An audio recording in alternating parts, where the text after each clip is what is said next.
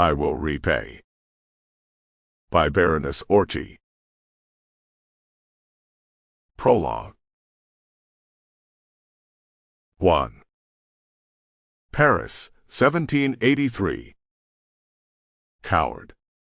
Coward. Coward. The words rang out, clear, strident, passionate, in a crescendo of agonized humiliation. The boy, quivering with rage, had sprung to his feet, and losing his balance, he fell forward clutching at the table, whilst with a convulsive movement of the lids, he tried in vain to suppress the tears of shame which were blinding him.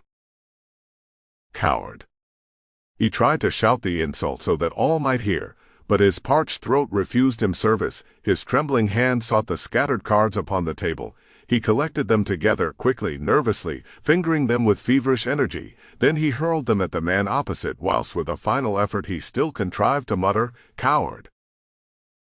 The older men tried to interpose, but the young ones only laughed, quite prepared for the adventure which must inevitably ensue, the only possible ending to a quarrel such as this. Conciliation or arbitration was out of the question. Déroulède should have known better than to speak disrespectfully of Adèle de Montcherry, when the little Vicomte de Marny's infatuation for the notorious beauty had been the talk of Paris and Versailles these many months past. Adèle was very lovely, and a veritable tower of greed and egotism. The Marnys were rich, and the little Vicomte very young, and just now the brightly plumaged hawk was busy plucking the latest pigeon, newly arrived from its ancestral cote. The boy was still in the initial stage of his infatuation. To him Adèle was a paragon of all the virtues, and he would have done battle on her behalf against the entire aristocracy of France, in a vain endeavor to justify his own exalted opinion of one of the most dissolute women of the epoch.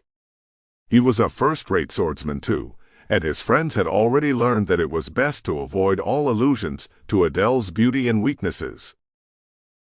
But Déroulède was a noted blunderer. He was little versed in the manners and tones of that high society in which, somehow, he still seemed an intruder. But for his great wealth, no doubt, he never would have been admitted within the intimate circle of aristocratic France. His ancestry was somewhat doubtful, and his coat of arms unadorned with quarterings. But little was known of his family or the origin of its wealth. It was only known that his father had suddenly become the late king's dearest friend, and commonly surmised that Déroulède gold had on more than one occasion filled the emptied coffers of the first gentleman of France.